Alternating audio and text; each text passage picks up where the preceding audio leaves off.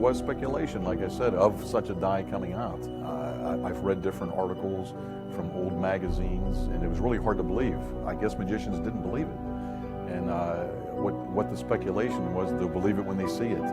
So when Anverdi invented this, it really took the magic community by storm. You may not know who Anverdi was, but you probably have performed some of his iconic magic tricks. He's the creator of mental dice, color match, and many more. But who was he? Like any good researcher, the first thing we did was jump into Google. The only thing that we encountered was the usual repetitive information on every site we encounter. So, we decided to bring some backup. This is Patrick Wolford. He's a magic creator at Murphy's Magic. Tell me about how you got involved with the Anverdi. Well, the first time I had ever seen anything Anverdi had done was in the late 80s. And mind you, this was 20 years after the effect had been developed and put on the market. And I was blown away because I hadn't seen anything like that. And so when we had the opportunity to purchase the Anverdi rights, we jumped on it. How could we not?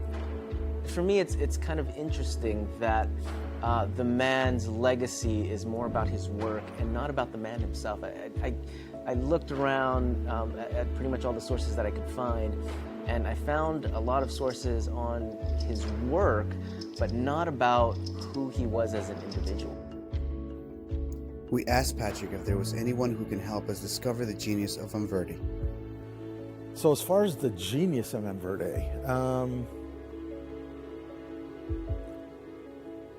yeah, there's someone who could definitely point you in the right direction.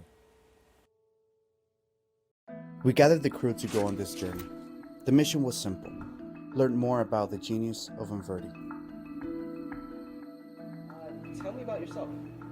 Well, my name is Chuck Caputo. I've been doing magic professionally for over 35 years as a full-time job. I'm also a magic collector. I collect, as you know, a lot of Anverdi magic. Chuck has over 30 Anverdi pieces in his collection, which has been steadily growing since he saw his first Anverdi invention in 1986. He's also been performing Anverdi effects for over 35 years.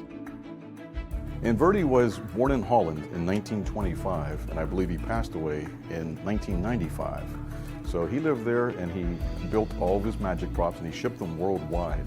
As far as the type of magic he performed was mostly electronic, but he also built liquid magic effects, and they were totally fantastic. I mean, he had different bottles that made liquid appear and disappear, milks, wines, and he also had trays and different milk pitchers. And his electronic magic, he was probably best known for, ranging from walking tables to mental dies, color match, which is a magic marker effect. It's fantastic. But he did a little bit of everything, and on his lecture notes, he also came up with some very neat ideas as far as using a scarf and thread.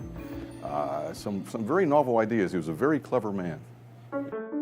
Anverdi was responsible for some of the finest magic creations ever, and was also a pioneer in microelectronic magic.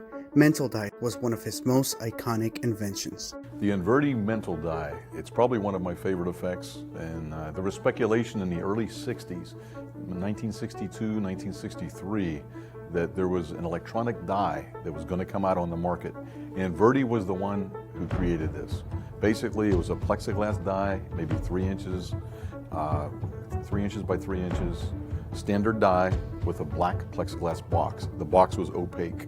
You can place it inside, close the lid, and yet, from across the room, the magician could discern what number, what digit was facing up. As far as color match goes, at the time when Anverdi came out with this, as far as I know, there was a few similar effects, but it was not done the way Anverdi did it. A spectator would draw something and it would match a basic drawing, but nothing like Anverdi's. When he came out with the wireless technology, he propelled this way into the future. He took it to the next level, and that's the creative genius that Anverdi was. The first Anverdi prop I ever got, as best as I can remember, was the talking skull. It's a phenomenal effect. The little skull is suspended on a clear plexiglass backboard. And when you pulse the transmitter, there's a magnet in his jaw, and there's a coil in the base of the unit that'll attract the jaw. And I've used this for numerous years. I still use it. That's probably my favorite effect as well. What do you know of Anverdi as an individual?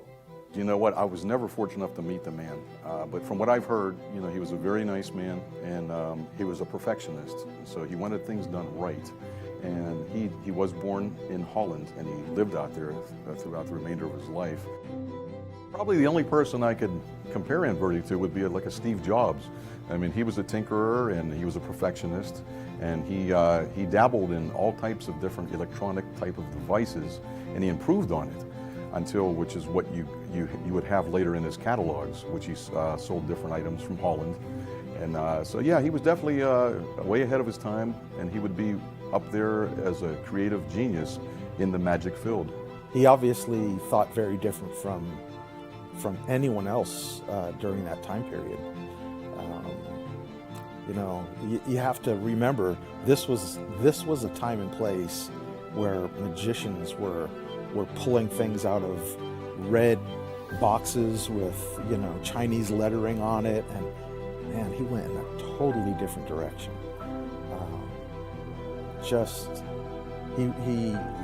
He was a man of his own. I mean, he really didn't follow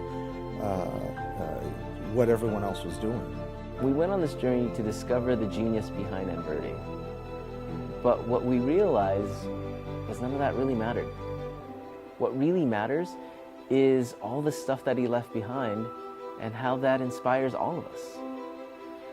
Who he was as a person may be forever lost to history, but his legacy, through all of his creations, I think that's what's going to live on forever.